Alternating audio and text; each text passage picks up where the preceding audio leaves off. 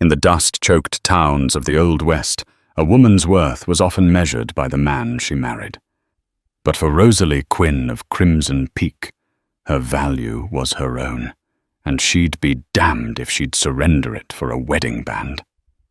They called her too stubborn to marry, a whispered insult that followed her like a shadow.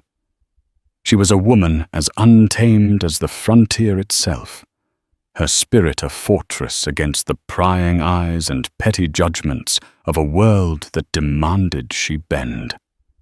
Then he arrived, a man broken by war, a scout with a past as scarred as his leg, leaning on a hickory cane and carrying the ghosts of Shiloh in his eyes.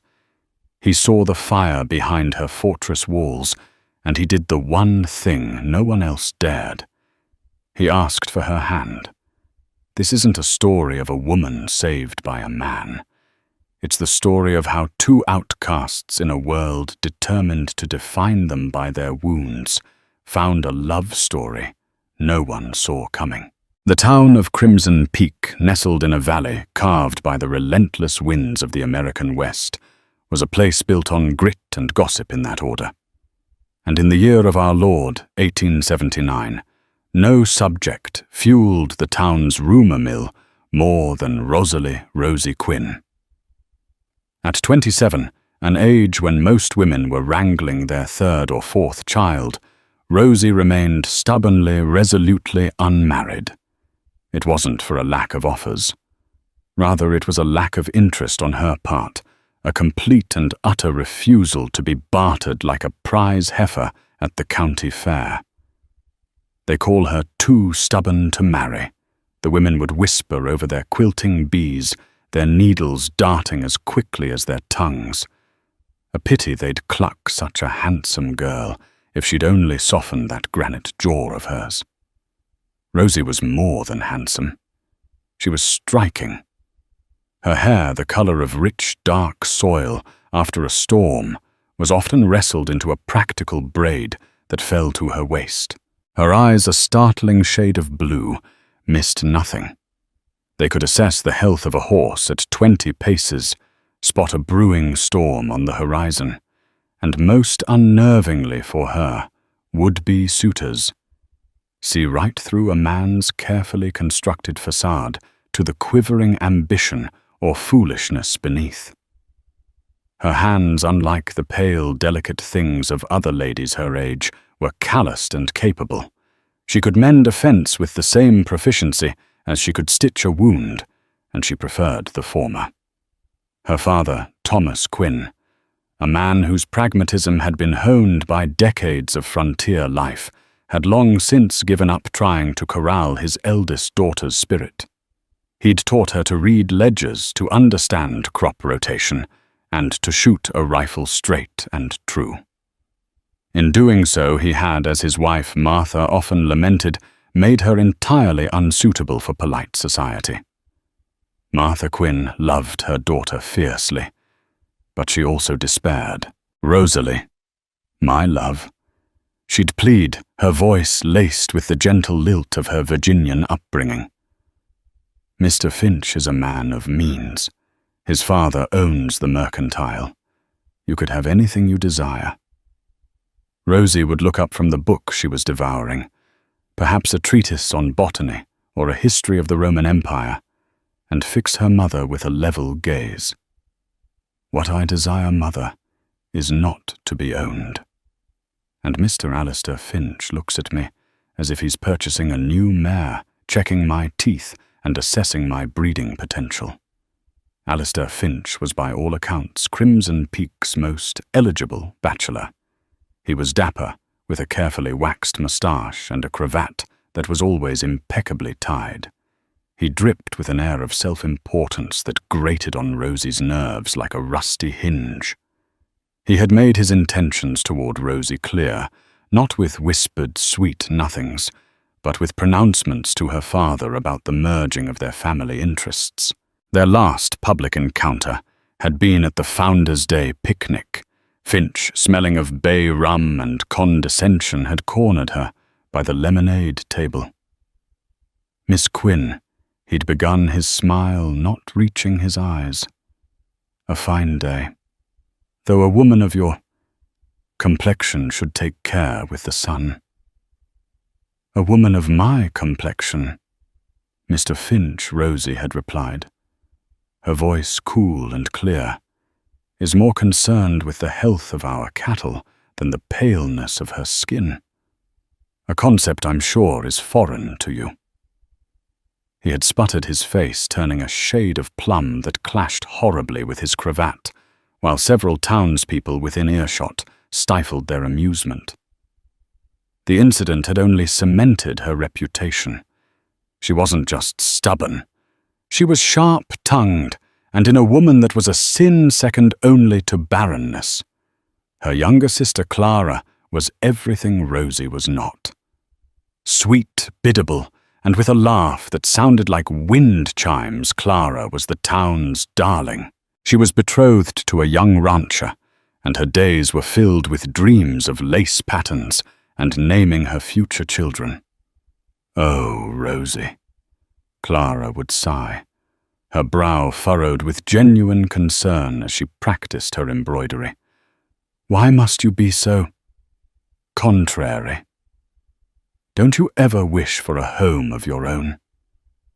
For a husband to cherish you? I have a home, Rosie would retort, gesturing to the sprawling Quinn ranch.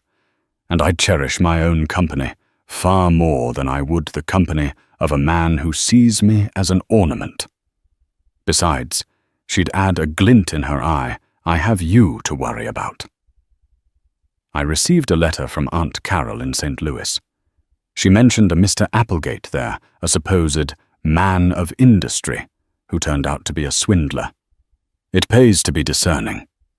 The mention of Charles Applegate, a real and notorious charlatan of the era, was a subtle barb, a reminder that not all that glittered was gold, a lesson she felt Clara, in her innocent bliss, had yet to learn. Life in Crimson Peak continued in its predictable rhythm. The sun rose, casting long shadows from the jagged peaks that gave the town its name. The wind blew, carrying the scent of pine and dust. And Rosalie Quinn remained a puzzle, a woman who worked as hard as any man who spoke her mind without apology, and who met the world with a spine of steel. She was in the eyes of her neighbors, a lost cause, a woman destined to grow old alone. Her only companions, the books she so dearly loved, and the stubbornness that was her shield. They watched her, they talked about her, and they waited. Sooner or later, they believed the world would break her. They were wrong. The world was about to send her a man who was already broken, and in the ruins, they would build something stronger than the town of Crimson Peak could ever imagine. He arrived on the afternoon stage, a lone figure alighting with a slow, deliberate movement that spoke of pain. The first thing anyone noticed was the limp. He leaned heavily on a sturdy hickory cane, his right leg dragging almost uselessly behind him. The second thing they noticed was his stillness. In the hustle and bustle of the stage station, with children yelling and men unloading cargo, he stood apart, a pool of quiet in a river of noise. His name, the station master grunted to those who asked, was Josiah Walker. He carried a single battered carpet bag, and a look in his pale grey eyes that seemed to hold the vast empty plains and the ghosts of battles best forgotten. His face was lean, weathered by sun and hardship, and a jagged scar ran from his left temple down into his beard, a permanent, puckered reminder of some past violence. He didn't look for friendly faces. His gaze swept over the town, assessing distant, before he made his way step by painful step toward the livery. News of a stranger, especially one so obviously marked by trouble, traveled fast in Crimson Peak. By supper time, the Quinns were discussing him, a war man, by the looks of him. Thomas Quinn said carving into a roasted chicken. Saw too many like him after the surrender. lost. "He's looking for work," Mr. Quinn continued, glancing at Rosie. "The stable master said he's handy with horses, but quiet. Asks for nothing but a day's wage and a place to lay his head." Martha Quinn shuddered delicately. "Thomas, you can't be serious. A man like that, a drifter, it's not proper." "We need help with the north pasture fence," Thomas countered, his practical nature overriding his wife's sense of propriety. "And I'd rather hire a man who's seen the elephant than some young buck who's never done a hard day's work. He can start tomorrow." Rosie said nothing, but her interest was piqued. She'd seen the man from her window as he'd crossed the main street, his slow, determined pace a stark contrast to the swagger of the local cowboys. She'd seen not just a cripple, but a man who kept moving despite the injury. There was a resilience there that the gossiping townsfolk, in their haste to label him a broken vagrant, had missed. The next morning, Josiah Joe Walker appeared at the Quinn Ranch as the sun was painting the eastern sky in shades of rose and gold. He wore simple, clean work clothes, his haunted eyes taking in the well-kept state of the barns and corrals. Thomas Quinn explained the task, mending the long stretch of fence that bordered the wilder, rockier part of their land. It was hard, solitary work. "The wage is fair. You can take your meals with the hands in the bunkhouse," Thomas said. Joe simply nodded. "Thank you, sir." His voice was a low rasp, as if it hadn't been used much of late. Rosie's first direct encounter with him happened that afternoon. She was riding her spirited mare, Boudica, checking on a spring in the north pasture when she saw him. He was working with a methodical, unhurried rhythm, his movements economical and precise, despite his damaged leg. He'd removed his shirt in the heat, and she saw the landscape of his back, a road map of old wounds, silvery scars that crisscrossed his skin like angry tributaries. This was no single, clean injury. This was a man who had been torn apart and somehow stitched himself back together. Her horse, ever sensitive, shied at the sight of the stranger. Rosie calmed her with a firm hand and a soft word. Joe had stopped his work, his hand resting on a fence post. He watched her, his expression unreadable. He didn't offer a fawning smile like Alistair Finch, or a deferential nod like the other ranch hands. He simply looked at her, his grey eyes acknowledging her presence. "Your fence is well built, ma'am," he said, his voice carrying easily on the dry air. "Good cedar posts. Should last." It was an unexpected opening. He wasn't complimenting her appearance or commenting on the weather. He was talking about the fence. "My father believes in doing a thing right." The first time Rosie replied, her tone more neutral than she intended. "A wise man," Joe said, turning his attention back to his work, stretching a length of wire. The conversation, it seemed, was over. For days their interactions were much the same, fleeting, practical, and strangely comfortable in their brevity. He never sought her out, but he was always there. She'd find a gate, previously stubborn, now swinging smoothly on well-oiled hinges. A loose stone in the path to the springhouse would be replaced. Small, almost invisible acts of consideration. He took his meals alone, away from the boisterous laughter and card games of the other hands. One evening, drawn by a curiosity she wouldn't admit, Rosie walked past the bunkhouse. She saw him sitting on the porch steps, sharpening a knife with a whetstone, the rhythmic shing, shing, shing, a lonely sound in the twilight. He spoke of his past only once in a fragmented story, told to her father that she overheard. He'd been a scout, he said, for the Union Army. He mentioned serving under a commander whose name she didn't recognize and spoke of a brutal skirmish. Sergeant Miller, a good man from Ohio. He didn't make it out.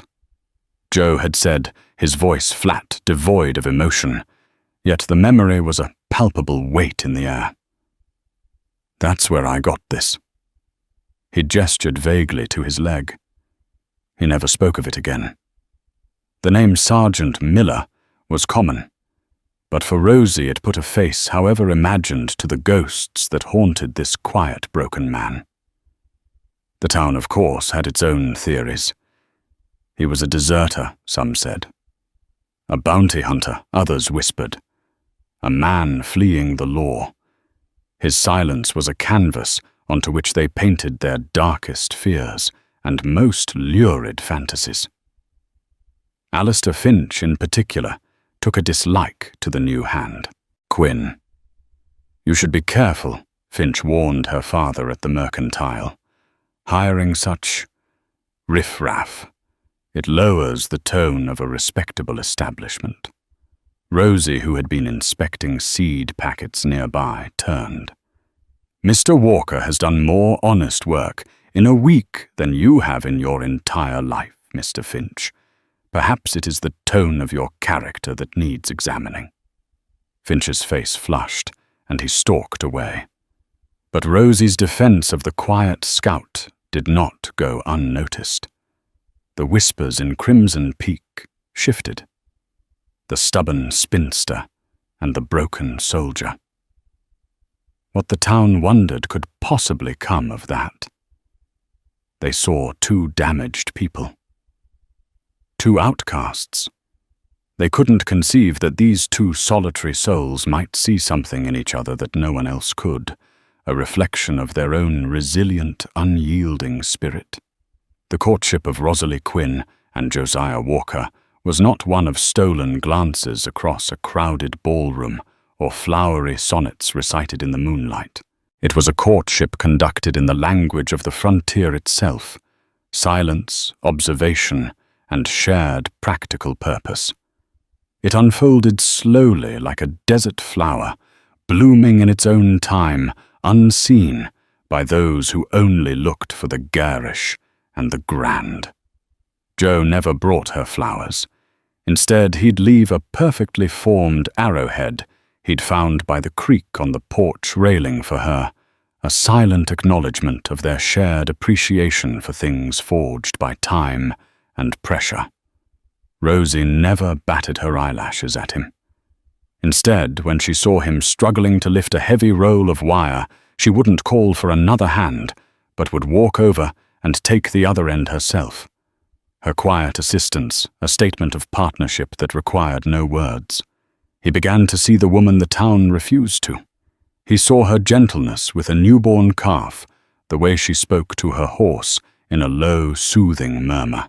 He watched as she patiently taught a young ranch hand, a boy no older than 17, how to read using an old almanac as their text. He saw that her stubbornness was a fierce protective shell around a core of deep compassion and unshakable integrity. She wasn't hard. She was strong.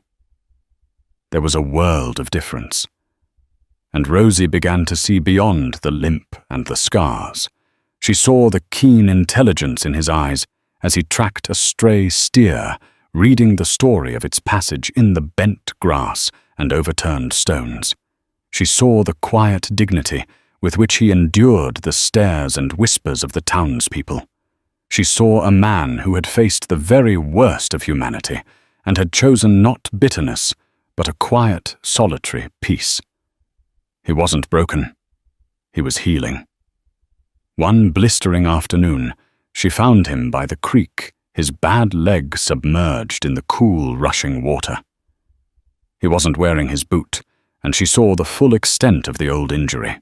The flesh was a mangled tapestry of scar tissue, the ankle unnaturally twisted. It was a wound that would never fully heal, a constant nagging source of pain. Any other woman might have gasped or looked away in pity. Rosie simply dismounted Boudica and came to sit on the bank a few feet away, pulling a worn copy of Walden from her saddlebag. She didn't speak, didn't offer platitudes or sympathy. She just shared the silence with him, Her presence, a balm, not an intrusion.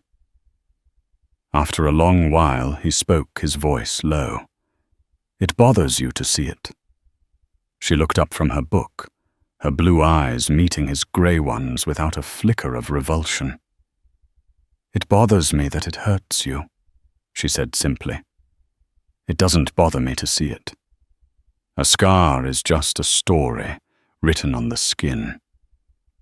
A flicker of something surprise, gratitude, something deeper passed through his eyes. In that moment, a bond was forged stronger than any flirtatious promise. He was used to people seeing his wound. He was not used to them seeing him. The turning point, the event that fused their quiet understanding into an undeniable connection, came with the fury of the sky. The storm rolled in without warning, a black-brosed monster that turned the afternoon sky to twilight. Rain came down not in drops, but in solid, wind-whipped sheets. The dry creek bed that snaked through the valley became a raging, muddy torrent in minutes. A flash flood. The panicked shouts of the ranch hands alerted everyone. A section of the lower pasture fence had been washed away, and a small group of heifers, including a prize-winning one of her fathers, were trapped on the wrong side of the rising water. Men on horseback charged toward, the chaos shouting orders, their efforts brave but disorganized. Alistair Finch, who had been visiting her father to once again press his suit, stood on the porch yelling useless advice and making a great show of his concern, while taking care not to get his polished boots muddy. Rosie was already moving. She grabbed a coil of rope, her mind working quickly, assessing the currents, the terrain. It was then that Joe appeared at her side, his limp more pronounced as he hurried. He didn't ask what to do. He saw her intent, and his mind immediately aligned with hers. The old oak. He said, his voice sharp and clear, cutting through the roar of the water. "Its roots will hold. If we can get a rope across, we can create a guide for them to follow to higher ground." It was a scout solution, quick, intelligent, and using the landscape itself as a tool. While others saw chaos, he saw a path. What followed was a masterclass in unspoken teamwork. He secured one end of the rope around the massive trunk of the ancient oak, his knots swift and sure. Rosie, mounted on Boudica, plunged into the churning water, the powerful mare fighting the current. It was a dangerous, reckless act, and her father yelled her name from the bank, his voice thick with fear. But Joe was calm. He was feeding out the rope, his hands steady, his eyes locked on her, his focus absolute. He shouted instructions not of command, but of guidance. To the left, let the current do the work. Keep her head up. Rosie reached the other side, soaked and shivering but successful. Together, they created a taut guideline. With Joe on one side and Rosie on the other, they guided the terrified cattle across the treacherous water one by one. It was grueling, terrifying work.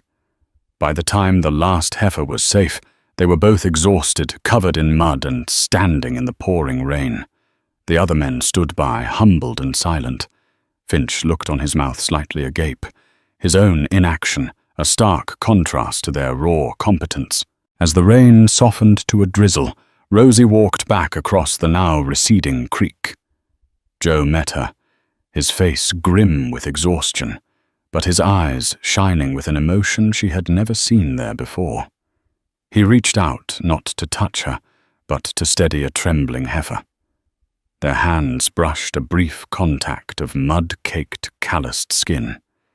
It felt more intimate than a kiss. That evening, as Rosie tended to a cut on her arm, she found a small, carefully wrapped package on her windowsill. Inside was a tin of medicated salve. She knew without asking who had left it. She also knew with a certainty that settled deep in her bones that something had irrevocably shifted between them. The town of Crimson Peak could whisper all it wanted. Their story was no longer written in silence, but in the shared experience of survival, in the quiet language of mutual respect. And it was far from over. A letter arrived for her father a few days later, a reply from a cousin in the East who had suffered a grievous injury. The treatment recommended by Dr. Samuel Mudd proved to be a godsend, the letter read. The name that of the infamous doctor who had treated John Wilkes Booth was a chilling reminder of how easily a man's reputation and his life could be ruined by association and circumstance, a lesson that would soon prove all too relevant for Joe and Rosie. The proposal when it came was as unadorned and direct as the man who delivered it. It happened a week after the flood on a Sunday afternoon. The air was washed clean, and the scent of damp earth and sagebrush filled the valley. Rosie was sitting on the front porch mending a leather bridle, her hands moving with practiced ease. Joe Walker approached not with the hesitance of a suitor, but with the steady purpose of a man who had made a decision. He'd cleaned up. His hair was damp and neatly combed. He wore a clean shirt, and he held his hat, not his cane, in his hands. He stood before her, the porch steps separating them. For a moment he said nothing, his grey eyes simply holding hers. The usual clamour of the ranch, the clang of the blacksmith's hammer, the chatter of the hands seemed to fade into a respectful silence. "Rosalie," he began, and the use of her full name, spoken in his low, resonant voice, sent a shiver down her spine. "I am not a man of property. I have no land to my name, no fortune to offer. What I have is a strong back, 2 willing hands, and a past that I don't hide, but that I don't let define me." He took a slow breath. "I have watched you. I see who you are. Not who they say you are, but who you are. You are honest, and you are strong, and you are kind. You are the truest person I have ever known." He paused, his gaze unwavering. "I am asking for your hand in marriage. I'm not asking you to be my wife in the way this town understands it. I am asking you to be my partner, to build a life with me side by side, to face whatever comes together." It wasn't a plea. It was a statement, a proposition between equals. He wasn't offering her a life of ease or luxury. He was offering her respect, a commodity she valued far more. He was offering her a partnership, the very thing she had always craved, but never believed she would find. Tears welled in Rosie's eyes, shocking her. She who never cried felt a profound, aching joy that threatened to overwhelm her. She set the bridle aside, her hands trembling slightly. "Yes," she whispered the word, feeling both momentous and perfectly natural. "Yes, Josiah. I will." A slow, genuine smile transformed his scarred face, reaching his eyes and erasing years of pain and solitude. He didn't rush up the steps. He simply nodded a deep, affirming gesture. The deal was sealed. If their courtship had been a quiet affair, the announcement of their engagement was a thunderclap that shook Crimson Peak to its foundations. Rosie told her parents that evening. Her father Thomas was taken aback, his fork clattering against his plate. He looked from his daughter's determined face to the memory of the quiet, capable man who had worked his land and saved his cattle. After a long, tense silence, he slowly nodded. "He is a good man, Rosalie. A man of substance." Her mother. Martha, however, was aghast. "Rosalie." "Quinn." "Have you taken leave of your senses?" she cried, her hands flying to her cheeks. A vagrant, a crippled drifter with no name and no prospects. After we have worked so hard, after Mr. Finch has shown such interest. What will people say? I do not care what people will say. Rosie said, her voice firm, but not unkind. I care that he is a good and honorable man who respects me. He sees me, Mother. Something Mr. Finch has never been capable of. Respect doesn't put food on the table. It doesn't buy a new bonnet. Martha lamented, dissolving into tears. Clara, her pretty face a mask of confusion, tried to comfort her mother while staring at Rosie as if she'd grown a second head. The news hit the town the next day and spread like wildfire. It was a scandal, a tragedy, a comedy, depending on who was telling it.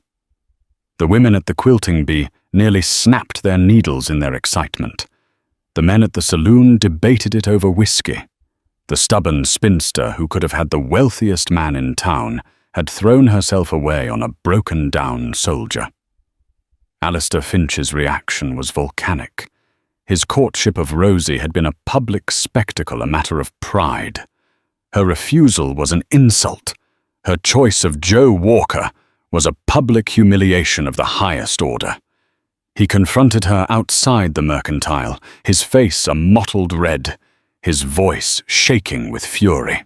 You would choose that half-man over me.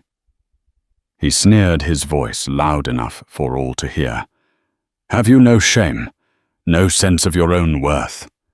He is nothing, a piece of human wreckage washed up on your father's charity. Rosie's composure was absolute. She met his rage with an icy calm that only infuriated him further. My sense of worth, Mr. Finch, is precisely why I am marrying him. He is 10 times the man you are, for he has faced true hardship and retained his honor. Something you in your pampered existence could never understand. She turned and walked away, leaving him sputtering in impotent fury. The scene was recounted with relish all over town, but Finch's venom had its effect. The gossip turned darker, more personal. Cruel whispers followed Joe wherever he went. They speculated about the nature of his wounds, implying they were the result of cowardice. They mocked Rosie's choice, suggesting she must be desperate or deranged. The pressure mounted. Martha Quinn took to her bed, with a headache, refusing to see visitors. Clara pleaded with Rosie, her eyes full of tears. Think of the family, Rosie. Think of my own wedding. People are laughing at us. Let them laugh, Rosie said, her jaw set. Their laughter is the braying of fools. It means nothing. But it did mean something. It meant that she and Joe were islands in a sea of hostility. One evening Joe found her staring out at the darkening mountains, her shoulders slumped for the first time. He came to stand beside her, his presence a quiet comfort. This is harder than you let on, he said. It wasn't a question. I knew they would talk. She admitted, her voice low. I just didn't anticipate the hatred. It's as if our happiness is an insult to them. It is, Joe said simply.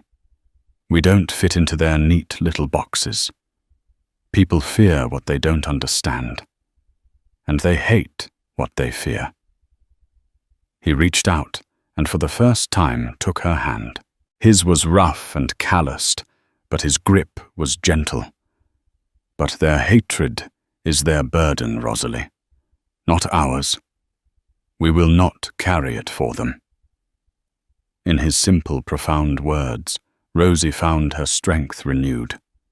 He was right. Theirs was a private treaty, a nation of 2. Let the rest of the world rage.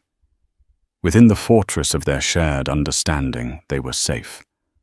But as they stood there, hand in hand against the world, neither of them knew that Alistair Finch's humiliation was curdling into something far more dangerous than gossip.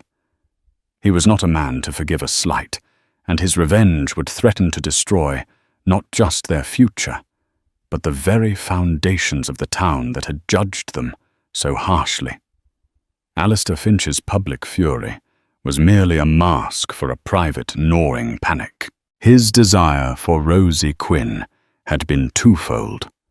Her beauty and spirit were a prize to be possessed, but more importantly, a marriage to the Quinns, whose ranch comprised a huge swath of the valley, was the final piece in a very dangerous puzzle he had been assembling.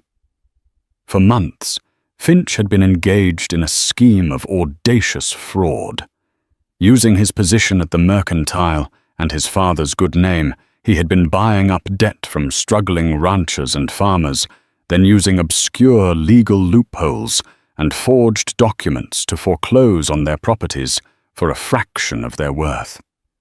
His plan was to consolidate the land and sell it at an enormous profit to the railroad, which he knew through a corrupt contact in the territorial government was planning a route through Crimson Peak. The Quinn Ranch was the crown jewel of this scheme. The first hint that something was amiss came from an unlikely source, Peter O'Reilly, the town blacksmith. O'Reilly was a quiet man, a widower with a mind as sharp as the steel he forged.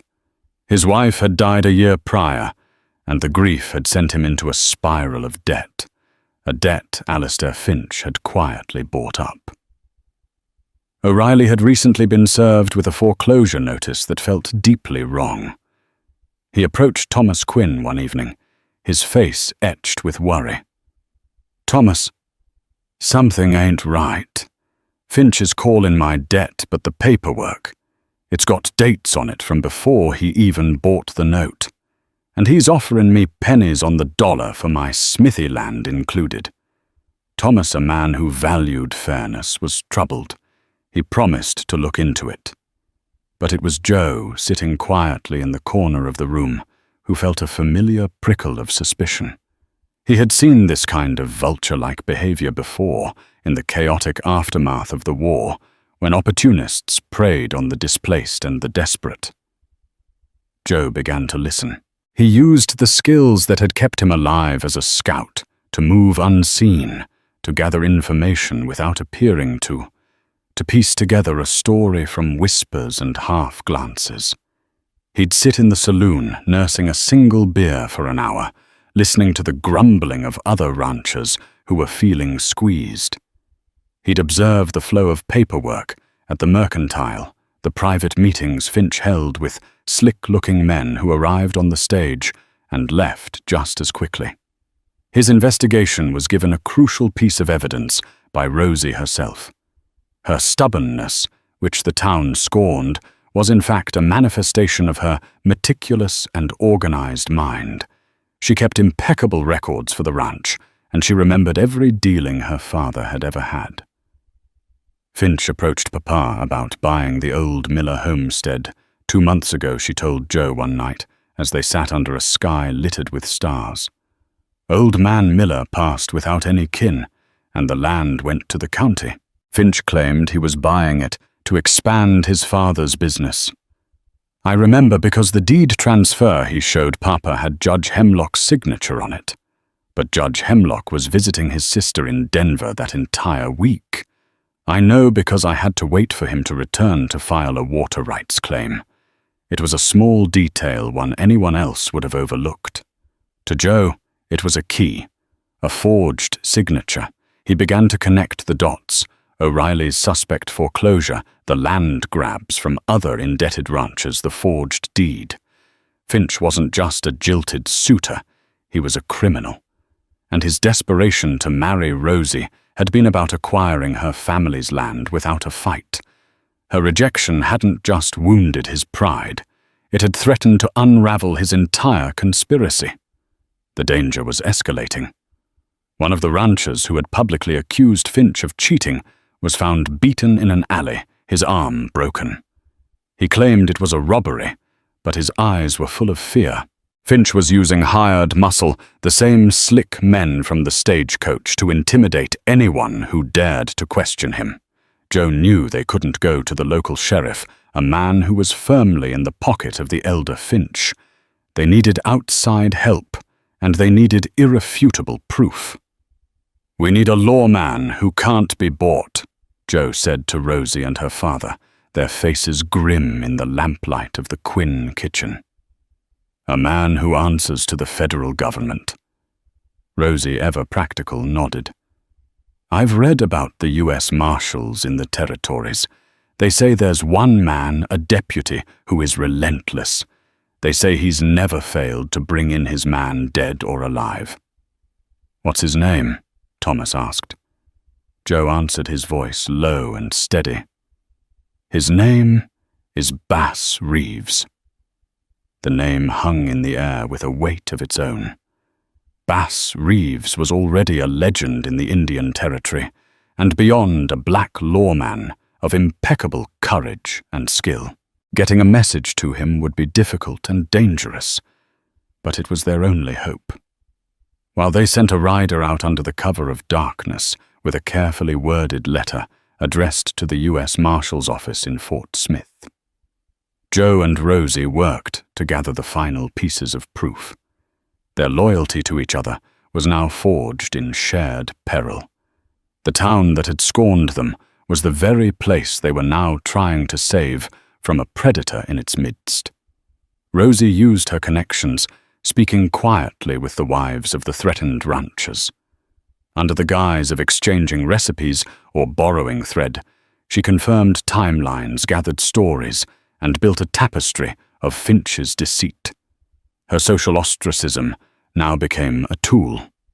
People spoke freely around the stubborn spinster, never imagining she was meticulously documenting their Grequins. Joe, meanwhile, did the one thing Finch would never expect. He used his crippled leg to his advantage. Posing as a down-on-his-luck drifter looking for a handout, he was able to get close to Finch's hired thugs in the saloon. He played dumb, lamented his own misfortune, and gleaned crucial information about their operation and where Finch kept his real ledger. Not the official one at the Mercantile, but a private one, detailing his fraudulent acquisitions. The trap was slowly being set. But Finch, growing more paranoid as his plans stalled, was becoming unstable. His animosity was no longer just aimed at the town, but was laser-focused on the two people who had defied him, the woman who had rejected him, and the broken soldier she had chosen. He saw them everywhere, their quiet confidence, a constant mockery of his power. He began to watch them, his mind twisting their every action into a threat. The reckoning was coming, and it would be more violent and public than anyone in Crimson Peak could ever have foreseen. The tension in Crimson Peak stretched thin, ready to snap. Alistair Finch, feeling the invisible net closing around him, decided to force the issue. His plan was to call a town meeting under the pretense of discussing civic improvements, but his real goal was to publicly intimidate the remaining landowners on his list, including Thomas Quinn, into selling. He would use the weight of public opinion and the presence of his hired enforcers to create an atmosphere of fear, ensuring no one would dare to oppose him. The meeting was held in the town hall, a stuffy wood-paneled room packed with the citizens of Crimson Peak. Finch stood at the front, flanked by two of his hired men, burly, grim-faced individuals who looked dangerously out of place. He spoke with his usual oily charm, but there was a hard, menacing edge to his voice as he outlined his vision for the town's future, a vision that hinged on consolidating land for a major transportation partner. Thomas Quinn sat with his arms crossed, his face a stony mask. Rosie was beside him, her gaze fixed on Finch, her expression one of cool contempt. Joe Walker, however, was not in the hall. He was at that moment engaged in a far more dangerous task. Using the information he had gathered, Joe knew that while Finch was grandstanding at the town hall, His office at the back of the mercantile, where the real ledger was hidden, would be empty. His bad leg, usually a hindrance, was now his cover. No one would suspect a cripple of being a cat burglar. He slipped down the back alley, the sounds of the meeting a low murmur in the distance. The lock on the office door was cheap. It took him less than a minute with a piece of wire. Inside the office smelled of Finch's Bay rum and stale cigar smoke. It was meticulously tidy, a testament to Finch's vanity. Joe went straight to the hiding place he'd been told about a false bottom in a large crate of imported French wine. Prying it open, he found it. The ledger. He flipped through the pages. It was all there, the illegal foreclosures, the doctored dates, the names of the ranchers he'd cheated, and most damningly the details of his agreement with the corrupt railroad agent. As Joe slipped the ledger inside his coat, he heard a noise. One of Finch's thugs, the one who was supposed to be guarding the front, had circled around the back for a smoke. Joe froze. The man's footsteps were heavy on the boardwalk, coming closer. There was no other exit. Joe flattened himself into the shadows behind the door, his heart pounding. The door creaked open. Back at the town hall, Finch had moved to the heart of his plan.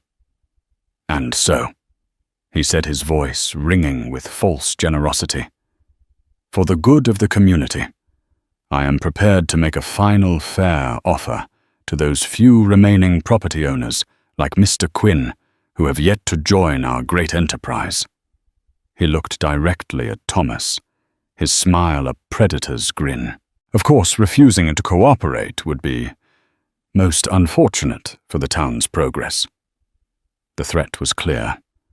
The room was silent, the air thick with fear. It was then that Rosie stood up. All eyes turned to her. "Unfortunate for whom, Mr. Finch?" she asked, her voice clear and strong, carrying to every corner of the room. "Unfortunate for the people you have systematically cheated and intimidated, for Peter O'Reilly, for the widow Jensen, whose ranch you stole for less than the price of her cattle." A shocked gasp went through the crowd. Finch's face went white with rage. "You have no proof. These are the ravings of a bitter, scorned woman." "Am I?" Rosie counted, her chin high. "Or am I a woman who knows that Judge Hemlock was in Denver when you supposedly obtained his signature on the Miller deed?" The mention of this specific, verifiable fact sent a ripple of doubt through the audience. They had seen her as stubborn, but they also knew she was meticulous and, above all, honest. Finch, panicking, motioned to his men. "This meeting is over. This woman is hysterical." But before his thugs could move toward her, the back doors of the hall burst open. Joe Walker stood there, leaning on his cane, the stolen ledger held high in his hand. His face was bruised, and his lip was split, the result of a brief, brutal encounter with the guard in the alley, an encounter Joe, using the element of surprise and the brutal efficiency learned in war, had won. "Looking for this Finch?" Joe called out, his voice a gravelly boom. "I believe this ledger tells a very different story from the one you've been spinning." The room erupted. Finch, completely unmasked, let out a strangled cry of fury. His facade of civility shattered, revealing the desperate rat beneath. He pulled a derringer from his waistcoat pocket and aimed it not at Joe, but at Rosie. "You!" he shrieked, his voice cracking. "This is all your fault, you stubborn bitch!" Time seemed to slow. Thomas Quinn lunged for his daughter. But Joe was already moving. He was no longer a limping, broken soldier. He was a scout, a predator, his body reacting with pure instinct. He threw the heavy ledger with all his might. It spun through the air, catching Finch squarely in the chest. The shot from the derringer, went wild, shattering a window. Finch staggered back, gasping for air. Joe closed the distance in 3 long, loping strides, his limp forgotten. He didn't throw a punch. He simply slammed Finch against the wall, his forearm pressed against his throat, his grey eyes burning with a cold, controlled fury that was more terrifying than any loud rage. "It's over," Joe said, his voice dangerously quiet. The spell of fear was broken.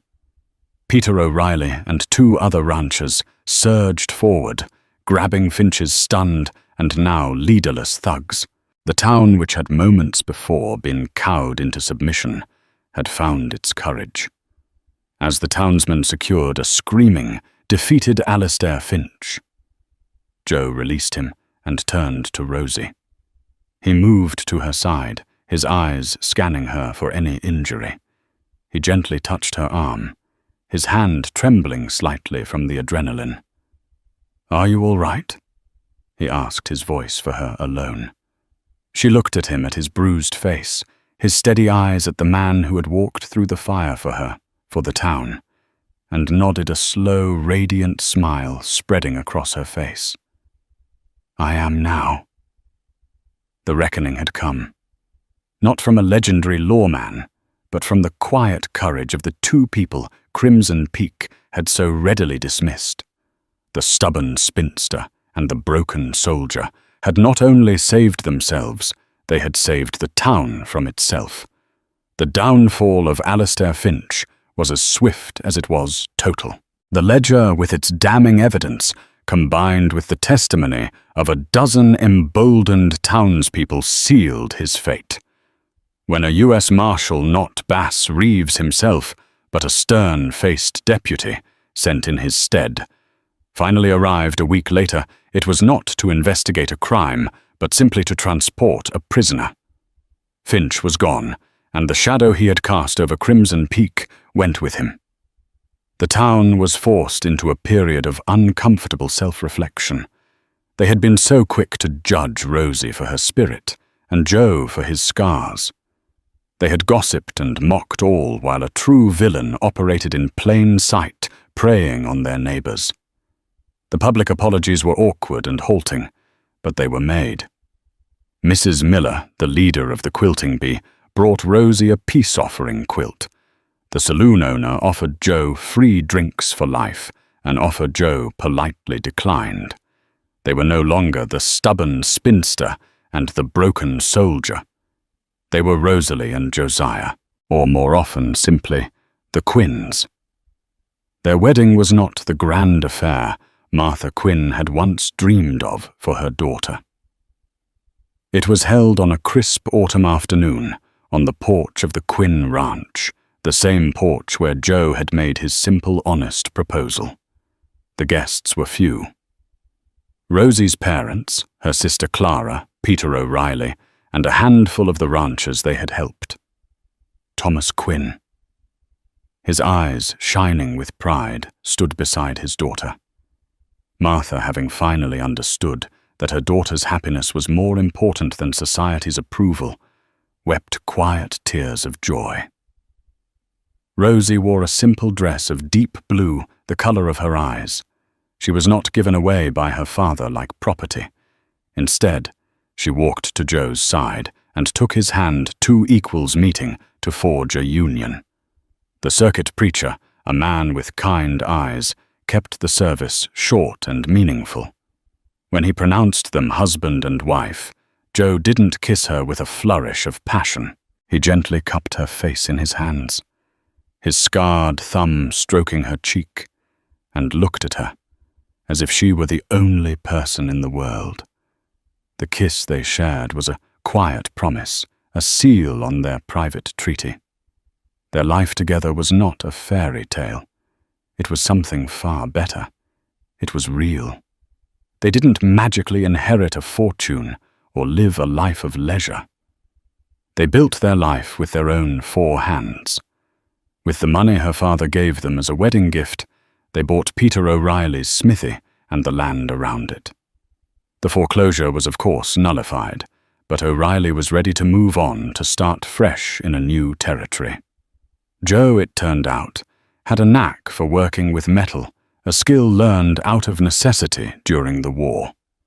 His hands, which had known the cold steel of a rifle, now learned the warm, pliable strength of the forge. He shod horses' mended plows and created tools that were known throughout the valley for their quality. His limp never vanished, and on cold, damp days the pain was a heavy burden, but he never complained. On those days, Rosie would be there, her presence a silent comfort, ready with a hot poultice and a shared cup of coffee. Rosie did not become a demure housewife. She became the backbone of their shared enterprise. She ran the books with a sharp mind that no one dared call stubborn anymore. She planted a large garden, its bounty feeding them and providing extra income. She continued to read, to learn to engage with the world on her own terms. Her sharp tongue was now seen for what it was, a sharp wit and a keen intelligence. Their home was not filled with the clamor of a dozen children, but with the quiet hum of mutual respect and deep abiding love. Their evenings were spent reading by the fire, sometimes in comfortable silence, sometimes discussing everything from politics to crop rotation. They were partners in every sense of the word. They had faced the judgment of the world and the malice of a dangerous man, not by changing who they were, but by holding fast to it. Their love story became a quiet legend in Crimson Peak, a cautionary tale for gossips and an inspiration for those who felt they didn't fit.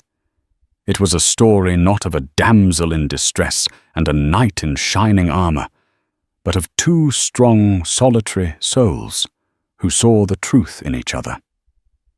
They understood that scars were not signs of weakness, but symbols of survival. They knew that true strength wasn't about bending to the will of others, but about having the courage to forge your own path side by side into the vast, uncertain, and beautiful frontier of a shared life. They had been called outcasts, but together they had found their home. And so the story of Rosalie and Josiah comes to a close. It's a powerful reminder that the strongest love stories aren't always the loudest. They're often found in the quiet spaces, in the shared glances, in the unwavering support when the world turns its back. It's a testament to the fact that our scars don't define us, and that a spirit that refuses to be broken is the most valuable thing a person can possess. If their story of courage, love, and quiet defiance resonated with you, please take a moment to give this video a thumbs up. It truly helps us bring more stories like this to light. Share it with someone who appreciates a tale of true grit and unconventional love. And most importantly, if you haven't already, please subscribe to our channel and ring that notification bell. We have so many more legends and unsung heroes of the past to share with you, and we wouldn't want you to miss a single one. Thank you for listening.